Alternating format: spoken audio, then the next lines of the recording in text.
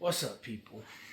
So, I just wanted to talk about something that's been on my mind lately. And I woke up this morning, I said, I'm gonna make a video about this. And here we are. Okay, and that's something that's been on my mind is can you make peace with the parts of yourself that sabotage you without pretending that those parts are good, right? um are you able to negotiate with that part of yourself, the part of yourself that you hate, right? And so yeah, let's get into it. Can you love the enemy within yourself, right? Because most of the time we are our own enemies. So most of us hear the command, love your enemies, and immediately think about other people. The coworker who betrayed us, the family member who abandoned us, the stranger who disrespected us. But what if your greatest enemy isn't standing across from you? What if your greatest enemy is actually looking you in the mirror, looking you in the eye in the mirror, yourself? Can I love the enemy in myself? Not the version of me that works hard, not the version of me that smiles, not the version of me that creates. I'm talking about the jealous part, the lazy part, the fearful part, the angry part, the part that procrastinates, the part that wants revenge, the part that lies to itself. We all lie to ourselves.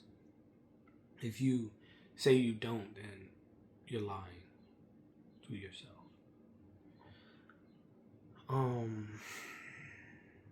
For years, I thought those parts had to die before I could love myself. Then I realized something big. You cannot heal someone you refuse to understand. Just think about it. When a child acts out, a good parent doesn't only punish them. A good parent asks, what's hurting you? So why do we refuse to ask ourselves that same question? Every ugly part of us usually started as protection. Fear wanted to keep us safe. Anger wanted to keep us from being hurt again. Pride, it wanted to stop us from looking weak. Isolation wanted to keep us from being rejected. Somewhere along the line, those protectors forgot when the danger had ended. They stayed way too long. They became enemies. And here's the tragedy. Most of us declare war on ourselves.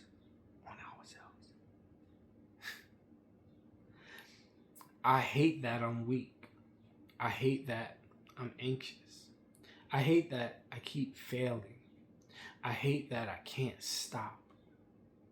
But hate rarely produces healing. Understanding, it does. Understanding does. That doesn't mean you excuse sin. That doesn't mean you celebrate dysfunction. That doesn't mean you let your destructive habits run your life. It means you become curious before you're cruel. Instead of saying, what's wrong with me? Ask, what happened that made this part of me think this was the only way to survive? That's a completely different conversation. Because once you understand your enemy, you know how to fight him. Not with hatred, with wisdom. Even God doesn't correct us because he hates us. He corrects us because he loves us. Maybe that's the lesson. The enemy inside you doesn't always need another beating. Sometimes he needs to finally be understood, corrected, or led somewhere better, he or she. This is a unisex thing, not male or female, okay? The goal isn't to let your darkness become your identity. The goal is to let your light become strong enough to lead your darkness home. Maybe loving the enemy within isn't agreeing with him or her. Maybe it's refusing to abandon yourself while God is still changing you. Jesus told us to love our enemies. But what if the hardest enemy to love is the one living inside yourself? Okay?